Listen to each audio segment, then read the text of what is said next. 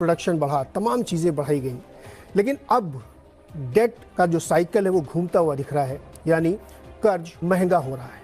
तो इतने एक्सपेंशन के बाद जो जरूरी एनर्जी चाहिए, जो जरूरी खपत चाहिए, उसकी कीमतें बढ़ती जा रही हैं।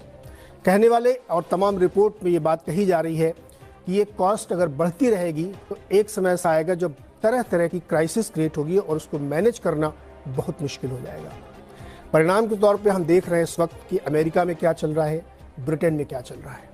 श्रीलंका की परिस्थिति हम देख चुके हैं, अपना कर्ज न चुकाने की वजह से देश ने डिफॉल्ट किया है। ट्यूनीशिया और टर्की जैसे देश बिल्कुल उस कगार पे खड़े हैं।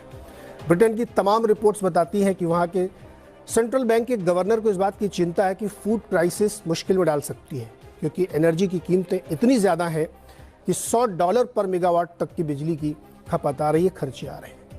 तो क्या हम इस एक बड़ी मुश्किल में फंसने जा रहे हैं, और अगर फंसने जा रहे हैं तो उससे बचने के जो उपाय इस वक्त किए जा रहे हैं वो कितने कारगर हो सकते हैं।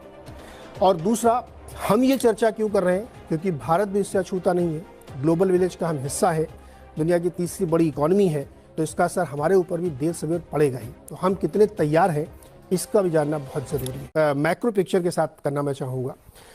अमेरिका का एक तस्वीर मैं आपके सामने रखता हूँ, सिर्फ एक या दो प्लेट में आपको समझ में आएगा कि इस वक्त जो अमेरिका की जो जीडीपी थी कि 2021 में वो 3.4% थी, लेकिन जो पहली तिमाही की जीडीपी आई वो -1.4 आई है। कहते हैं 2 क्वार्टर तक अगर लगातार नेगेटिव गई तो टेक्निकली उसको रिसेशन में मान लिया जाता है। डेट टू जीडीपी, यानी जीडीपी के सामने कितना कर्ज है, 137% का कर्ज है उस इकोनॉमी के ऊपर। डेफिसिट, बजट डेफिसिट जिसको हम कहते हैं, वो करीब करीब 17% हो चुका है। इन्फ्लेशन 8.3, 40 साल के हाई पे खड़ा है। इंटरेस्ट रेट एक बार हाइक के बाद 1% पे है, और जॉबलेस ग्रोथ 3.6% पे है। ये उस देश का एक कार्ड है जिसके जरिए आप उसकी आर्थिक स्थिति को समझ सकते हैं। एक और उदाहरण देते हैं, उसके बाद चर्चा शुरू करते हैं।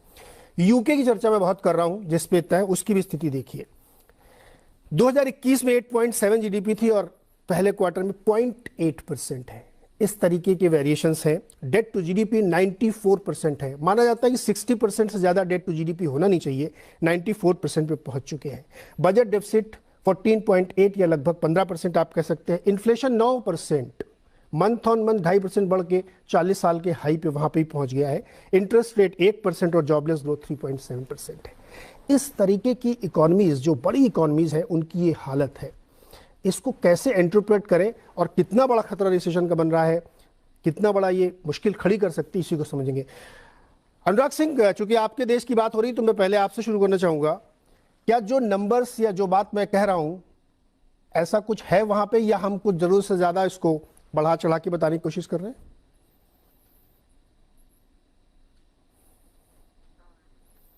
अनुराग जी, अपने आप को अनम्यूट करिए प्लीज़। My apologies. या नीरज जी, आपको और सारे सीनियर पैनल मेंबर्स को मेरा नमस्कार। नीरज जी, देखिए आपने बड़े काफी मुद्दे की बात कही। देखिए, एनर्जी एंड डेट, और एनर्जी तो एक एक्सटर्नल जिसको बोलते हैं हम हमेशा ना, कि ये सीन ऑफ क्राइम पे हमेशा प्रेजेंट रहता है जब भी रिसेशन होता है। कई बार इसकी वजह से रिसेशन आता है, कई बार ये रहता है मौके वारदात पर, लेकिन ये एक उसको एक्सेंचुएट कर देता है।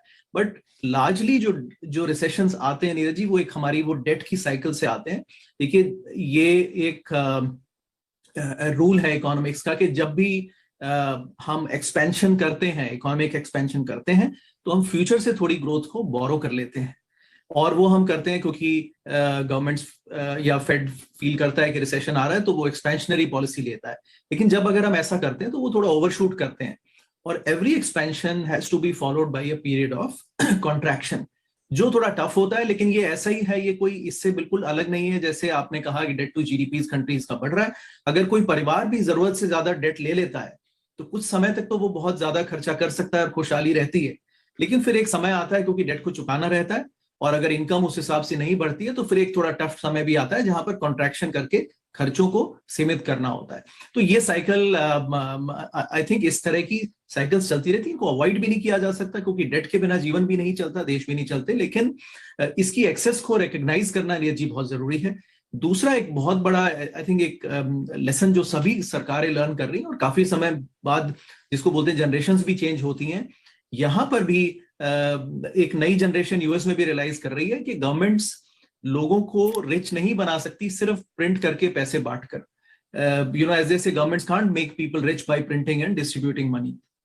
सो वो फॉर्मूला नहीं चलता है, क्विकली इन्फ्लेशन कैचअप करता है। और आज जो कि हम देख रहे हैं कि यूएस में जो लोग जिनकी मीडियन इनकम 50% से नीचे हैं मीडियन इनकम से, they are actually poor off than when they started before the pandemic.